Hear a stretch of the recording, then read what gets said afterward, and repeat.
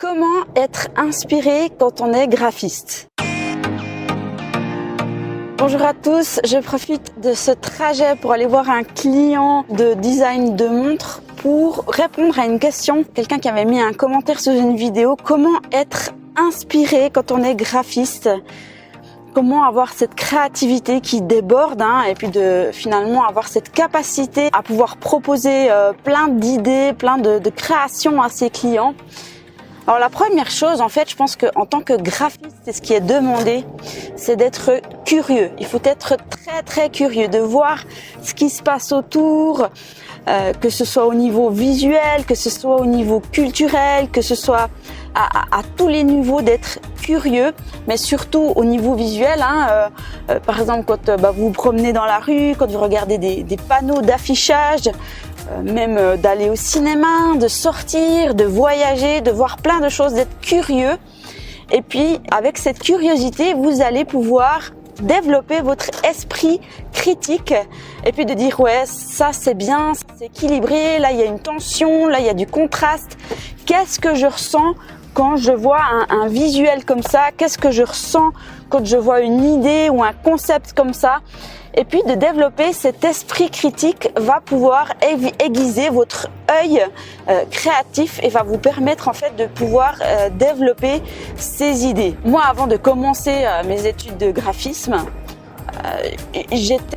j'étais curieuse en fait de dessin, j'étais curieuse de bande dessinée, j'étais curieuse de traits et tout ça.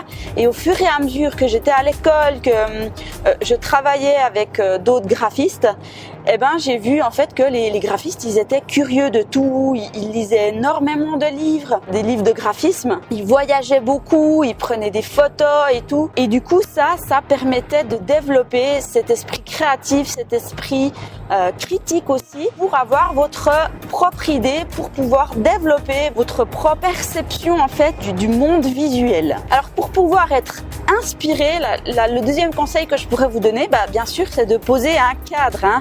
On dit très souvent que pour être créatif, il faut déborder du cadre, mais de vous mettre un cadre, par exemple, de vous lancer des défis, de créer un logo par jour, ça met un cadre, ou alors de mettre un cadre au niveau du thème. Par exemple, de dire ok, je vais me concentrer sur le thème, de la musique rock, et puis de créer un logo, une affiche de musique rock, un dépliant, un site internet, etc.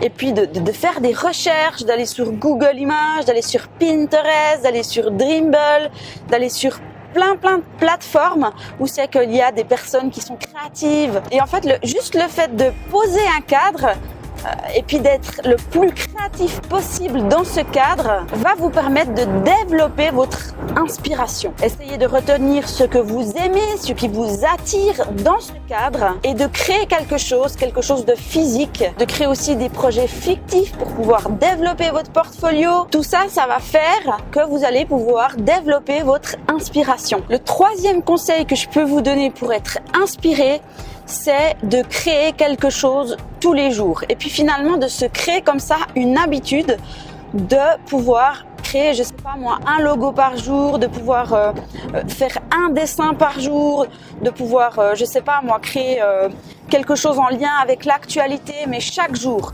Je ne sais pas si vous connaissez le pouvoir des habitudes. On dit qu'il faut 21 jours pour pouvoir se créer une habitude, 21 jours ou un mois. Et si vous faites quelque chose comme ça de créatif tous les jours, vous verrez que ça va développer en fait votre créativité, ça va développer le fait de pouvoir être inspiré. Je me souviens à l'école d'art, mon prof de graphisme, il avait relevé un défi, par exemple, de découper des articles de journal et d'en faire en fait une sorte d'affiche graphique. Il faisait plein de découpes avec de la typographie, des images pour retransmettre en fait le message de l'actualité. Et il avait fait ça dans un carnet, il nous l'avait montré. Et puis moi, j'avais trouvé ça excellent parce que justement, il avait lancé ce défi de créer une chose par jour. Et ça va justement vous permettre de développer votre créativité, de prendre cette nouvelle habitude. Alors au début, ce sera peut-être un peu difficile et puis après, petit à petit, ça va être de plus en plus facile. Et puis les habitudes, en fait, c'est vraiment quelque chose de puissant et ça va vous permettre d'être de plus en plus inspiré. Le quatrième conseil que je peux vous donner, c'est d'imiter. Très souvent, on apprend en imitant.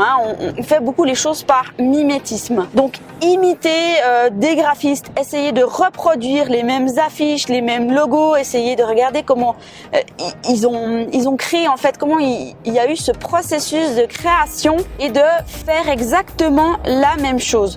Par exemple, moi, quand j'étais petite et puis que je voulais me développer en dessin, je prenais un papier calque et puis je décalquais en fait les bandes dessinées, les dessins que j'aimais. Et ça m'a permis justement de pouvoir développer cet esprit créatif. Ça m'a permis de pouvoir être plus forte en dessin parce que mon cerveau avait enregistré les traits.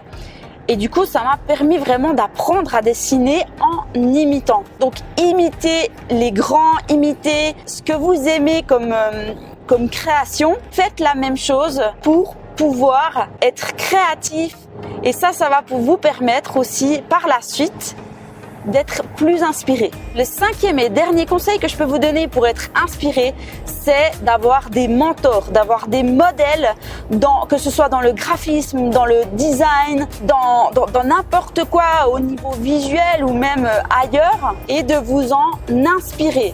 Moi, il y a des personnes qui m'inspirent au niveau du photomontage, Photoshop, ou alors que ce soit au niveau typographie. Et ça, vraiment, ça me pousse en avant. Le fait d'avoir des mentors va vous pousser en avant. Voilà, j'espère que ces 5 conseils vous ont aidé à être plus inspiré au niveau du graphisme, au niveau visuel. Si le métier de graphiste freelance vous intéresse, j'ai créé une formation gratuite sur les bases pour devenir graphiste freelance. Il vous suffit de cliquer sur le premier lien qui s'affiche dans la description ci-dessous. Puis du coup, moi je vous dis à bientôt dans une prochaine vidéo. Ciao!